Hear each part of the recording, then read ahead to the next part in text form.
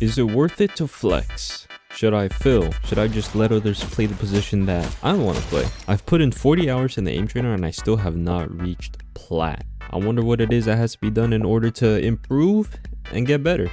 And when do I need to put my foot down and put my goals first and try to become better?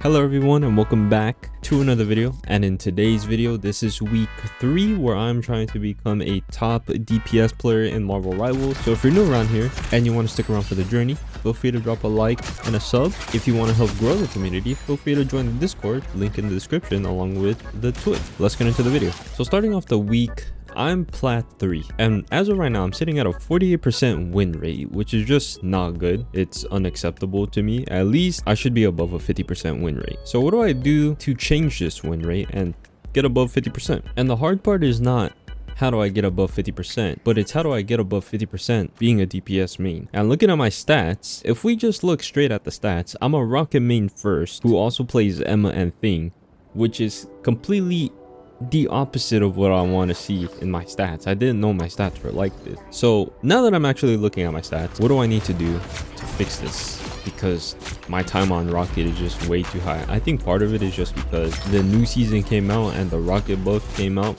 I just wanted to play Rocket because I think Rocket's a cool character. He may not be the highest skill character, but I like Rocket as a character. I think that's why I like playing Rocket, and I feel like I'm just like a good support player. I don't want that to be my primary role, but I feel like just playing support it's easy to me. I could just like hop on support and just like, you know, do pretty good. So the first issue that I want to address is flexing or filling roles. I think what I have to do starting this week is just stop flexing in ranked and just play DPS.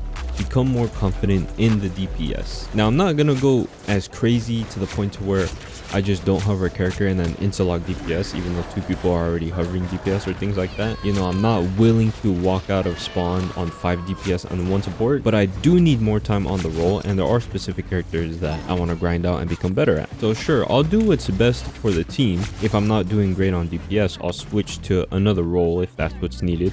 But at the end of the day, I need to consider more my playtime and what are my goals throughout the play session. If I play for 2 hours, but I'm playing an hour support and an hour of tank, nowhere in those 2 hours did I get better at DPS, and that's really what I need to focus more on. But see, this is the problem I'm talking about.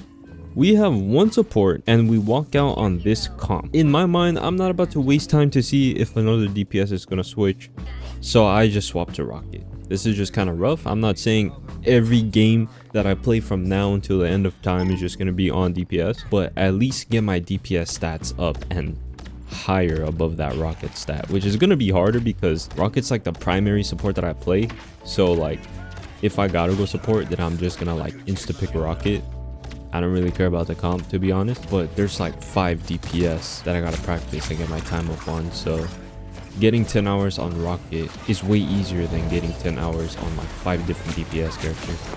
I'm still getting the hang of Iron Fist. I'm putting more time in practicing Iron Fist. I'm getting used to the flow chart, who my primary targets are when I'm not diving the back line. I can play like a little bit more of a brawler in the front line. I also don't really feel like there's a clear counter to Iron Fist. I feel like his biggest counter is just that he doesn't really do a lot of damage that fast, like not a lot of burst damage, I guess. I feel like the enemy team could play no more. I could survive, not like on Spider-Man or like a BP, but I do feel like the biggest counter might be triple support, where just the backline is healing each other, but still you can be like a menace in the backline, and even though nothing's dying, like you're still kind of creating space for your team.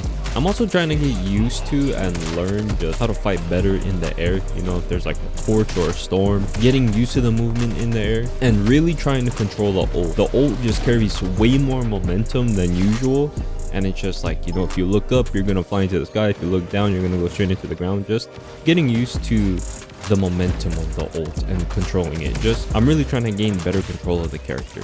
I'm really starting to think I want Hela to be my next Lord character.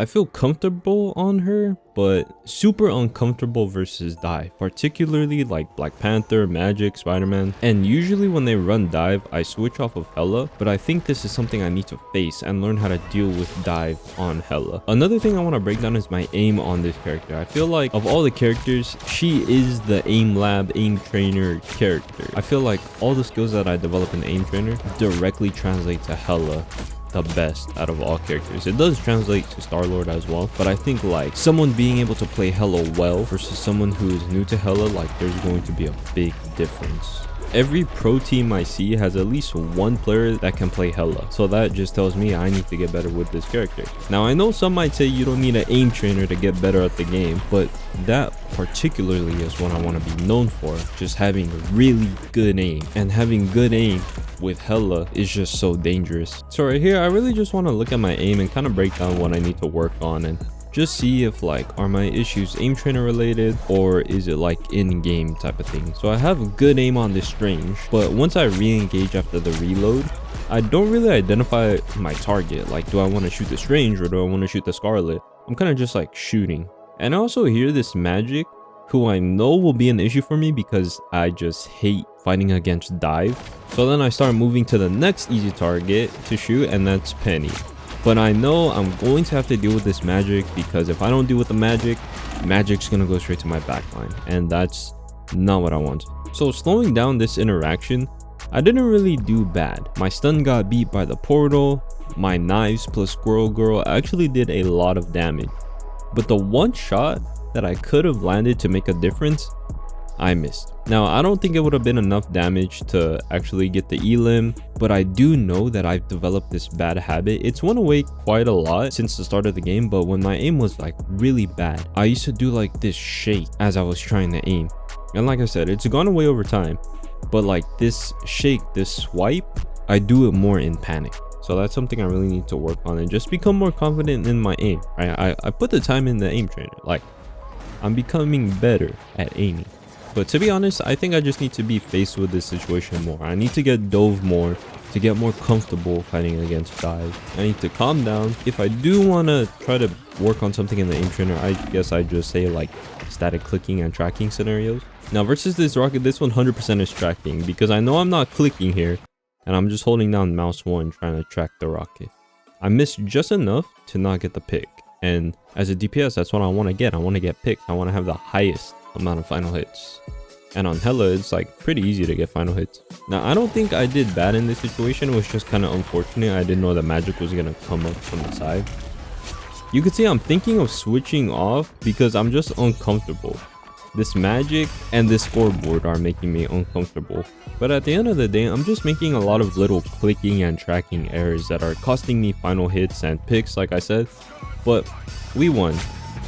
I just feel like I could have contributed a lot more to the team.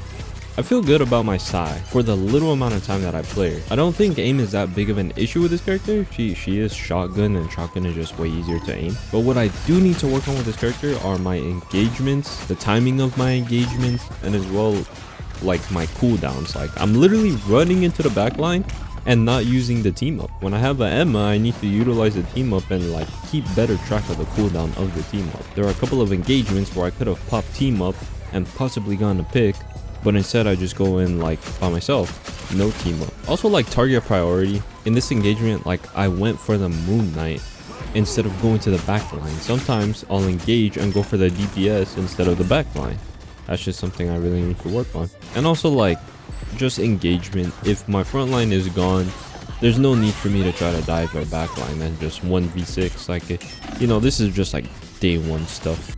And as for aim training, I feel like I've somewhat hit a plateau. So instead of just like quitting and being like, oh, like, you know, I'm stuck, I'm really just going to take a step back and really try to focus on accuracy and pushing speed, but focus more on accuracy than pushing speed and becoming inaccurate. I'm trying to focus more on my technique overall and just become more skillful and better, because I do know eventually I'll be able to hit plat complete. It feels like bronze, silver, gold are like where you kind of learn and get familiar with the aim trainer, but now like on the way to platinum is just a lot more about technique and improving. And this just feels like the uphill battle part of the aim trainer, which I'm here for. I like the grind. You know, I've put in a lot of time an additional 40 hours since I've hit gold complete. I feel like I just gotta grind and work on the technique and I'll break through the plateau pretty easily. I've still hit high scores though, don't get me wrong. There are a lot of tasks and scenarios where I've hit high scores, but just like the improvement is not as fast as it used to be. I feel like the newbie gain phase is pretty much over. But yeah, that's gonna be it for today's video. If you guys enjoyed the video, all I ask is that you drop a like and a sub, and I'll see you guys in the next video. Peace.